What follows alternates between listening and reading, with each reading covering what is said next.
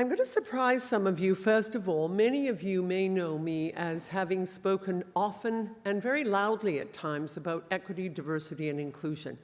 And in fact, the last session, we spoke very much about that. And it's a project and a subject which I not only research, but I practice with passion.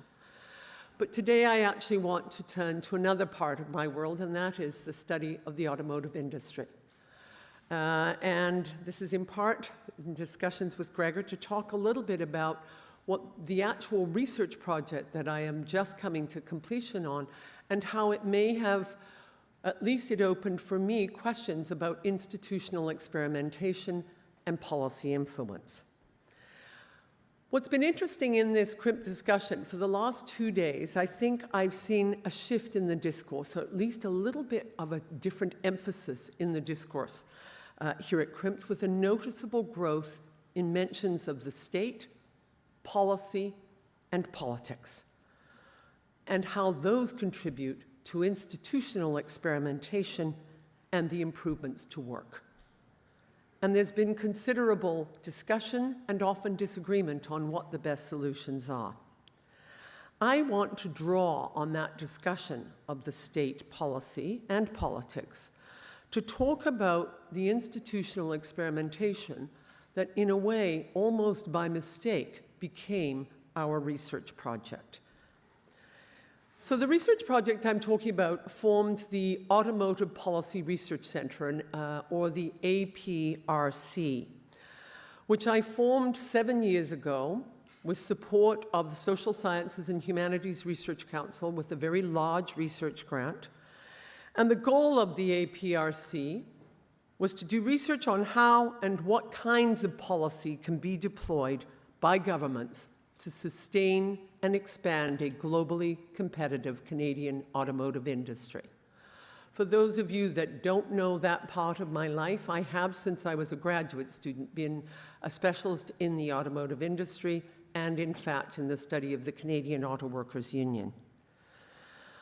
The APRC was formed to fill the gaps. Not only was it formed to understand and advocate for policy that would best enhance that industry and the number of workers employed in that industry, but it was also formed because we observed that there was a gap in government expertise. Over the years of cuts, of neoliberalism, of a shift in the emphasis away from product and production, but to finance, to markets, and to raw materials, there was an incredible, almost a collapse of expertise within some of the governments in terms of their understanding of industries, whether it be of automotive or other manufacturing industries.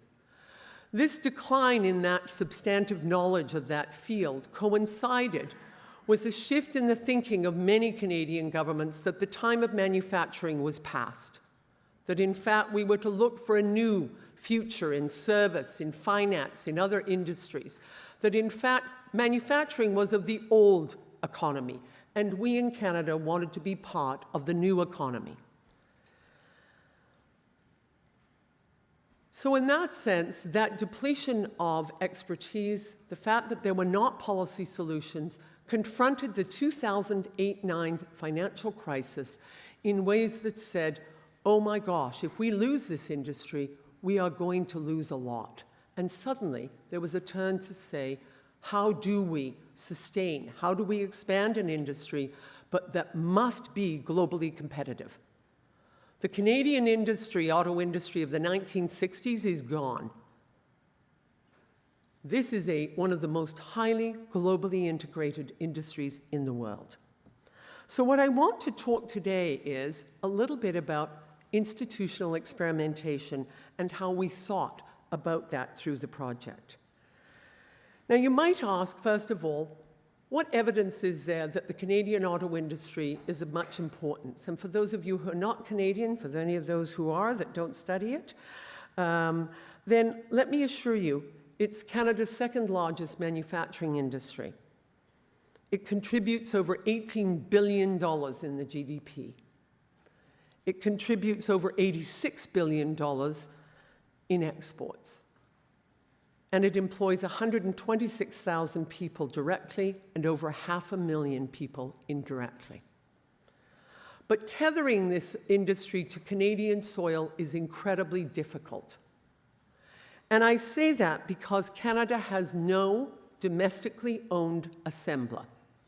We are dependent entirely on multinational corporations who assemble vehicles. We have a slightly different automotive parts sector where some Canadian firms have risen to global competitive prominence, but they are still very dependent on those multinational corporations. Add that to that kind of structure of the industry, to the fact that the industry, by the time we started our project, was in decline, and many felt that it was in severe crisis. We had a decline in the total number of vehicles that have been produced. There's been a decline in investments in Canadian plants relative to the United States and Mexico since about 2004. And Canada, over the last 10 years, has experienced a net loss of 5 assembly plants. This is where policy and politics matter. Notwithstanding the fact that neoconservative governments of the 2000s argued that to intervene in the market or support industries was wrong-headed, research told us that national governments around the world were supporting the automotive industry. Many countries were paying to start an automotive industry because of the number of economic and employment spin-offs from that industry. So for me and a small group of us, there needed to be a rethink, some new ideas about what policy should be for the Canadian auto industry to survive. How does one influence a government, especially governments where they're often suspicious, if not disconnected from what we do as researchers? Even if they're interested in what we do, they don't know often what we do. So how do we get them to rethink the policy ideas, the levers, and the approaches to policy? And this is where the formation of the Automotive Policy Centre comes in. It was clear to a group of us, as well as key partners, Unifor, very early partner in this, as well as, interestingly, select auto companies with whom I built relationships over the years, that we agreed that we needed to convince the Canadian government to adopt an industrial policy to support the automotive industry and advanced manufacturing more broadly. An industrial policy, an idea that in a way is not new experimentation, but is bringing back old ideas, but experimenting with them in a new industry.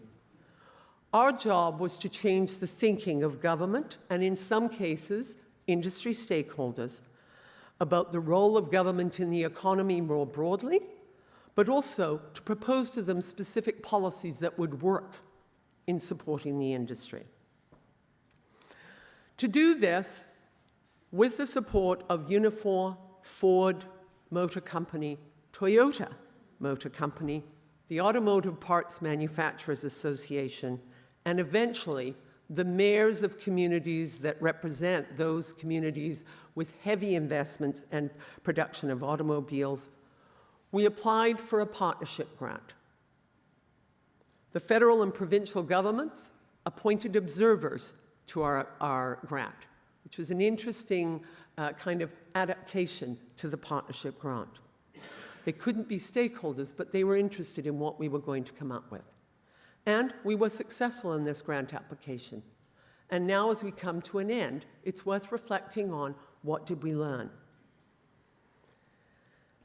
So the first thing, if I may say so as a challenge, was we had to keep industry engaged. Private industry is not by its nature particularly interested in those of us who study work and policy.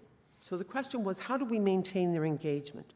How do we bring together, and this was the subject of a lot of discussions. I've got Unifor, Ford, which is quite comfortable working with the union, and I've got Toyota, which is a non-union and determinedly non-union company, as well as tons of automotive parts firms who are also non-union. And what we ended up doing was partly through our activities, we continued to engage deeply with those industry partners, listening but also sharing our research with them. We hosted regular industry workshops, conferences, on all kinds of subjects that would be of interest to industry, but also of all of our partners. We were able to gain access to and sustain conversations with government. And this required a lot of work, because it's not natural to have those kind of interconnectivities. We developed an industry research partnership for our students. A little bit of a controversy, because industry parties would fund the students. The project would be driven by the partner, but it would be co-supervised by the industrial partner and the researcher. And that led to some interesting and thorny questions, as you can imagine. We did briefings to government, and we created a huge database on the automotive industry, which industry and the government have used. What were our successes? We were able to sustain those relationships and also expand it to communities who became more and more interested in the value of independent research for planning, economic development, for understanding what kind of policy interventions could be.